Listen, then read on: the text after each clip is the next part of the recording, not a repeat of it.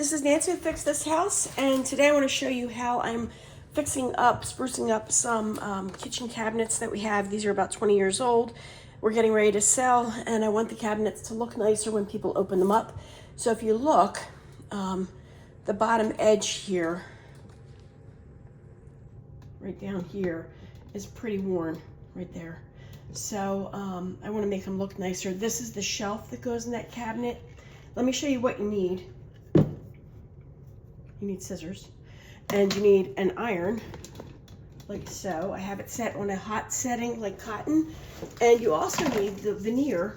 This is 3/4 inch maple veneer. It's got glue on the back, and you just iron it on.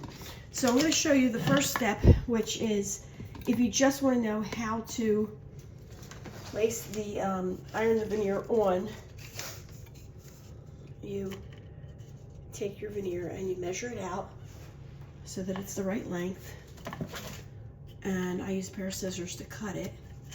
I like to keep it a tiny bit longer because it shrinks, or it seems to shrink a little bit. So I'm going to cut it here, like so. Take your iron, line it up, oops, sorry about that, line it up and iron it.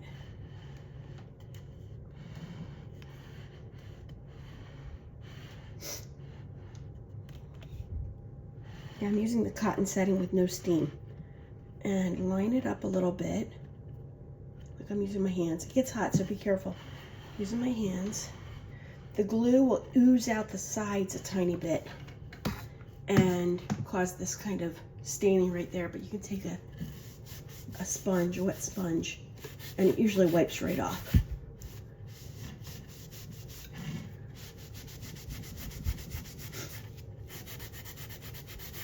There we go, that's most of it. Get this edge here, and I see it's overlapping a tiny bit, so I'm just going to trim that. Now you might have old veneer that's left on there that you want to remove. Bugs me, but I'll get that in a minute. All right, for the sake of brevity, here's the old veneer, and I want to take this off. So what you can do is iron it to get it heated up. See, it won't, it is peeling off nicely. I had to heat it up earlier, and I tried this out, and it comes off like so once you heat it up. The trickiest part is just getting it started, and then we're going to put a new piece of veneer on that, because I actually did decide for demo purposes for the first one we did. Let's do this. Line it up like so.